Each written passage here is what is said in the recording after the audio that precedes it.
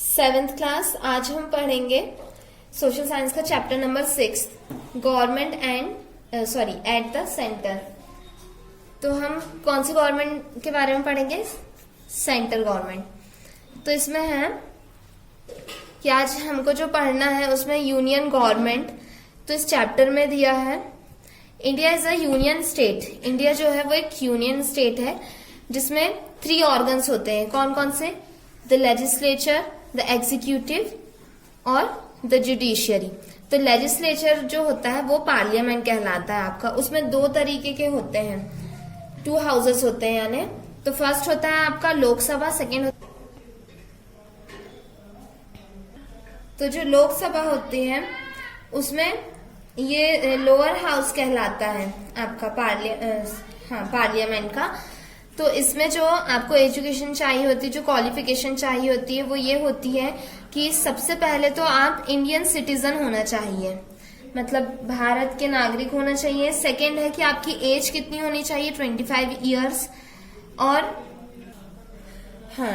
तो फिर है इसमें थर्ड जो कि आपका कोर्ट से कोई भी डिस्क्वालिफाइड नहीं होना चाहिए आपका, और जो आपका कोई ऑफिस नहीं होना चाहिए जिस तरीके का, यानी कोई गवर्नमेंट, सरकारी और ऑटोनोमस, इस तरह का कोई आपके ऑफिस से रिलेशन नहीं होना चाहिए।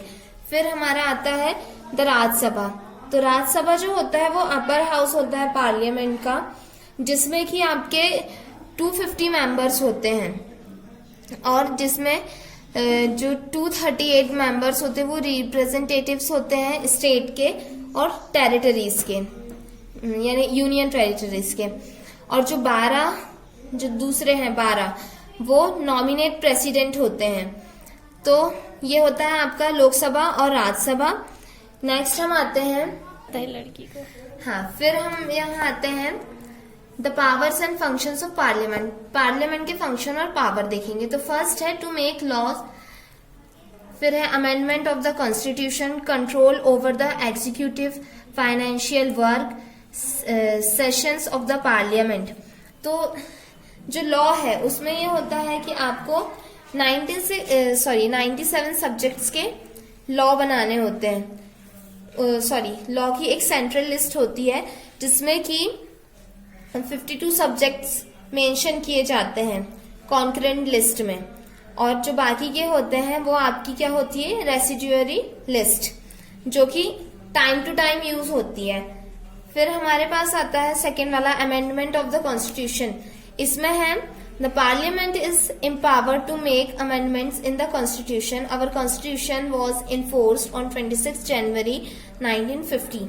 इसमें यह बताया है कि जो पावर होती है कॉन्स्टिट्यूशन की वो बताई है। और हमारा कॉन्स्टिट्यूशन कब बना था? 26 जनवरी 1950 में।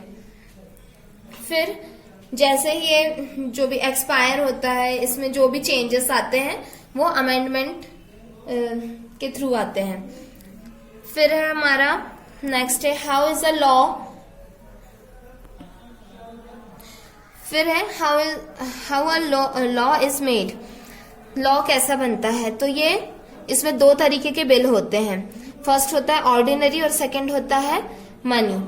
तो ऑर्डिनरी बिल जो होता है वो कहलाता है आपका an ordinary bill can be introduced in either house of the parliament by a minister. जो मिनिस्टर के थ्रू इंट्रोड्यूस किया जाता है वो कहलाता है ordinary bill.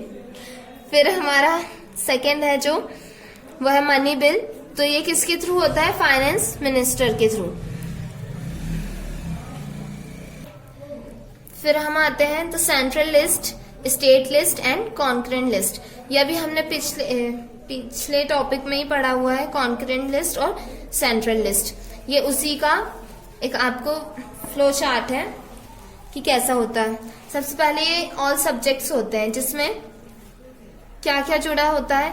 Bank, ancient monuments, फिर currency, insurance, water transport, army, united nation organisation, mining area, census, railways, post and telegrams, telecommunication, election, international trades and treaties and pacts.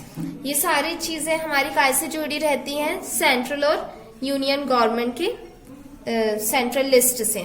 फिर आती है स्टेट लिस्ट। तो स्टेट लिस्ट में होता है roads, justice, local government, health, police, jail, agriculture, entertainments, animal husbandry, irrigation.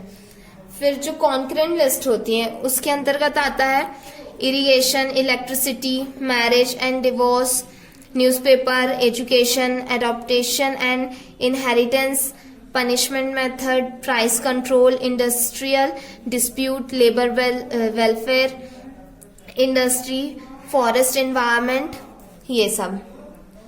फिर हम आते हैं अब एक्सरसाइज की तरफ। फर्स्ट है आपका choose the correct alternative from the following. First है इसका the minimum age to become the member of Rajya Sabha. Rajya Sabha का मेंबर बनने के लिए आपकी एज कितनी होनी चाहिए?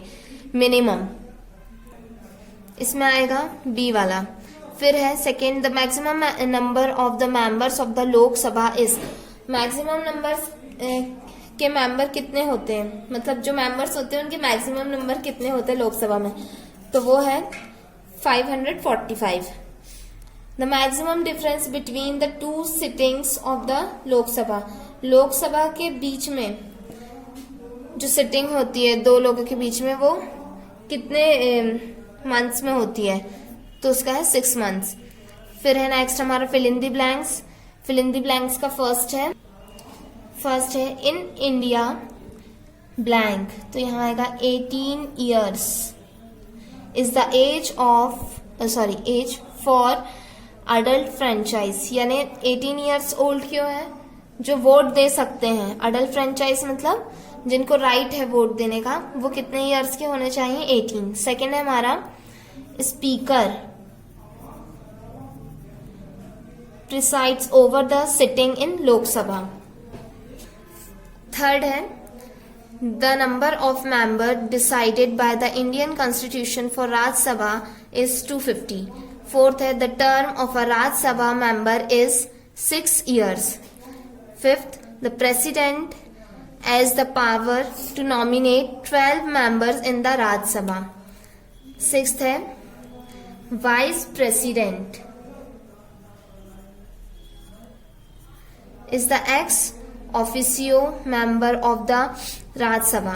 फिर आते हैं हम शॉर्ट आंसर्स और लॉन्ग आंसर की तरफ।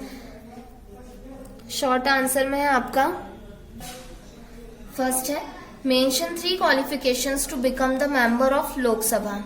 तो इसका आंसर आप लोग खुद करेंगे, ये होमवर्क है। अभी हमने पढ़ा है कि क्या क्वालिफिकेशन होनी चाहिए लोकसभा का मेंबर बनने के लिए, तो ये आप लोग खुद करेंगे अपने बुक से सर्च करके। बाकी के क्वेश्चंस हम नेक्स्ट वीडियो में देखेंगे। Thank you.